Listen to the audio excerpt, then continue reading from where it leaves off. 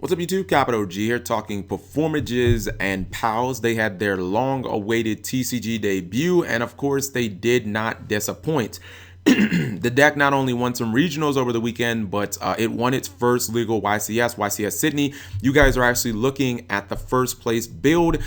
This video isn't necessarily going to be a discussion on like the competitiveness of Performages and Pals Pepe, because we all know how good the deck is, and it's not even really going to be what should happen to this deck as far as the ban list, because that's probably about 5 to 6 weeks out. I would say personally, if we get the same hits as they just did in Japan, where they kind of axe, plush fire, and damage juggler, I would think that this deck is not going to be nearly as good as it was like right now. As you're seeing the deck currently, this video is going to be more or less about the next 4 to 5 weeks, the competitiveness of Performages and Pals, of Pepe. How good is the deck actually going to be when you compare it to the rest of the meta? Because I think that a lot of people they just preemptively put the crown on the deck, and they just said, all right, you're tier 0, every deck's not going to be able to compete.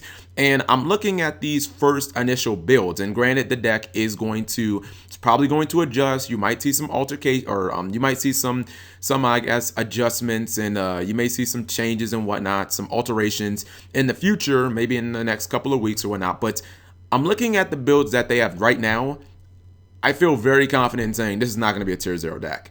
Pepe, it's a very consistent deck. In fact, I think it's one of the most consistent decks of all time when it comes to just, getting to its good plays. I just don't know if its good plays are they really as dominating as we think they are? You know what I mean? If you look at these builds, and I'll show you the second place deck from Sydney too, and it's a little more combo oriented. He decided to run things like Rescue Rabbit for the Vector Pendulum. I guess one card exceed play, you can Pendulum Summon it.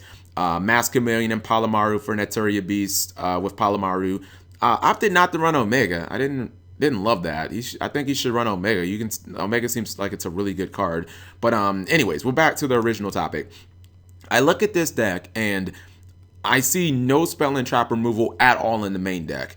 I see each build, or most Pepe builds, running like one trap.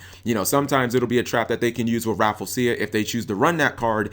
And then I just think, well, how good is Cyber Dragon Infinity if you put it on the field naked? If you put it on the field with no other, support, how good is that card? Don't get me wrong. Cyber Dragon Infinity is, in situations, you can make it the be-all, end-all. I just don't think in Pepe it is, because I don't think that they run enough supplementary cards to make it that be-all, end-all. In a deck like Serteller Knights, where you can play an instant fusion, you can get your other just generic level 4 monster. Maybe you summon like an Altier, and you get a Ptolemaeus, you rank that bitch up in the Nova. You get a Cyber Dragon Infinity with like 4 material or 2 materials on it, 3 materials, whatever. And then, or maybe you keep a monster and you've got like a Nova plus a Solemn Strike plus a Bottomless, and then you've got your Cyber Dragon Infinity. It's like, well, good luck playing around that shit. Unless you have got like Sea Turtle or something, they're going to negate basically everything that you do. But in a deck like Pepe, it's just not going to happen. Unless you have, perfect situations where you've got like maybe Rafflesia plus Cyber Dragon Infinity, or you've got Cyber Dragon Infinity plus Neteria Beast. It's not nearly as daunting as even decks like Mermail and Monarchs can do. And I think that I think people have completely forgotten that in 2 weeks, 2 very short weeks, we're going to have another tier 1 deck that is just as powerful as a deck like Performages and Pals. I've been playing Monarchs a lot.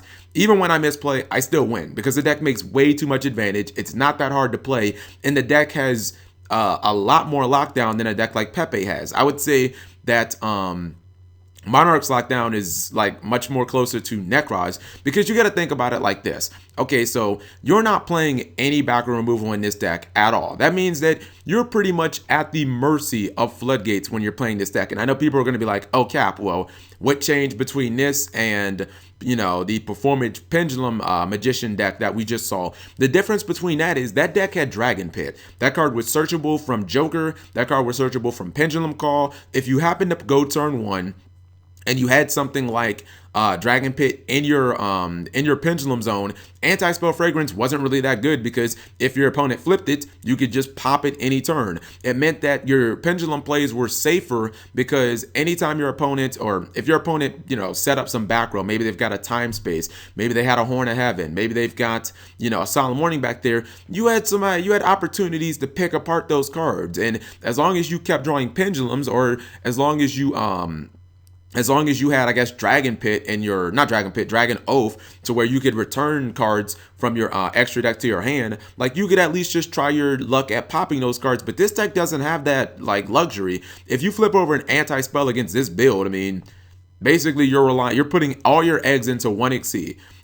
Maybe it might be from like Gigabyte, it might be a special summon from Trick Clown, or from I think there's got to be one Hat Tricker. There it is. Maybe from like Hat Tricker or something like that. But after you go into that Castell or that Diamond Direwolf, if that thing falls into a Notice, if that thing falls into a Bottomless, or into any other of a million cards that can stop it, I mean, you pretty much just get shit on at that point. Monarchs are going to be the same exact way. So what happens if you're playing this build and I go, okay, and I do this commonly. I'm going to activate Dominion.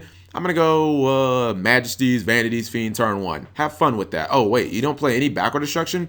So game 2, basically? Like, it's going to just be a free win against you. Let's go back to the, I guess, the turn or the field presence play. A deck like Necros, yes, they didn't play any back row removal, and they would put their Djinn lock out there with Colossalus powered up by a Djinn. They would put that out there kind of naked. Maybe they have like one other monster, but the difference is they had ways of protecting that card. You can say that Necros didn't actually play any traps, which they played like Vanities, and for the most part that was it. But they also had things like Gungnir that could protect Colossalus. They also had Valkyris that could protect it from battle on the off chance that you had a 2400 monster that was not special summon. They had the Necros of Trishula so that you couldn't target. Oh, you want to use Book of Moon? You want to use Ring of Destruction? No, I think I'll just go ahead and I'll use my Trishula on that. And Trishula's at 3 and it's searchable from like a bajillion cards. And we have Unicorn, we can add it right back to our hand. So you have fun with that. And that card made it so that most decks in the game couldn't even play Yu-Gi-Oh! So I look at this deck and I'm like, no, I don't think Cyber Infinity is as good as like the Genlock was, because Cyber Infinity, you get one negate, and after that, I can do whatever the fuck that I want. I can pretty much play Yu-Gi-Oh! And since you're not really running any traps, again, these decks only running one trap, there's not a lot of protection for that Infinity. So you guys let me know what you think. I just think that if people are going to play these Pepe builds, if they're going to play them like this, I think they're going to have problems with Burning Abyss, and I think they're going to have problems with Monarchs. Because if you look at Burning Abyss, the way that Joe Bogley is building the deck, I think people are just going to copy that. I don't know about his Magic Jammers, but like it's pretty much just a deck with maybe about 18 monsters, 2 spells, and then like 20 traps. And I mean, how many ways do you have of fighting traps in this deck? Because I don't see a lot. I mean, you basically just have to throw your Xyz at them, and you're relying on the pendulum mechanic. But if your pendulum board, if it gets anti-spell fragrance, you can't pendulum. You know what I mean? If you get fire lates, you might not have the resources to pendulum summon again. If you pendulum summon and you get solemn stricken, or solemn struck, or you get solemn warned, then okay, you really won't have any resources. You play against a deck like Monarchs, your opponent activates Dominion. The fuck you gonna do about that? You don't play any back row destruction, so you can't use your extra deck. Now at that point, you're relying on something like Mirror Conductor to out it. But if somebody has like March, okay, well that goes out the window. If they play Majesty's Fiend, GG no re, you know what I mean? So I think that this deck is going to struggle getting through back row. I think this deck is going to struggle potentially getting through locks. It's going to be a tier 1 deck. It's going to be maybe even the best deck in the game, but it's not going to be by a wide margin. I even think that this deck isn't that much definitively better. Well,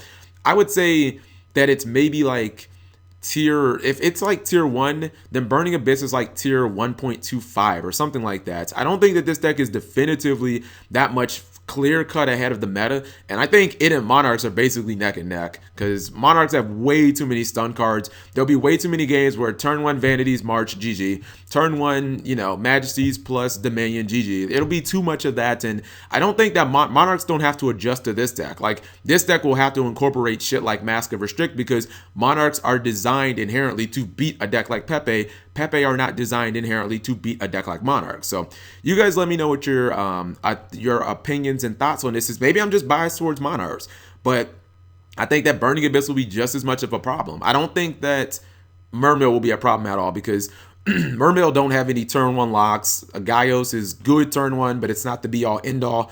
And I don't think that Mermail have any traps to basically make the Gaios even better. Mermail have to rely so much on their hand traps. And I think things like Regeki, things like Forbidden Chalice. I mean, I feel like there's just ways to play around Gaios. Gaios is kind of similar to Infinity. It gets its one negate and then you can do whatever you want. So let me know what you guys think. Thank you for watching as always.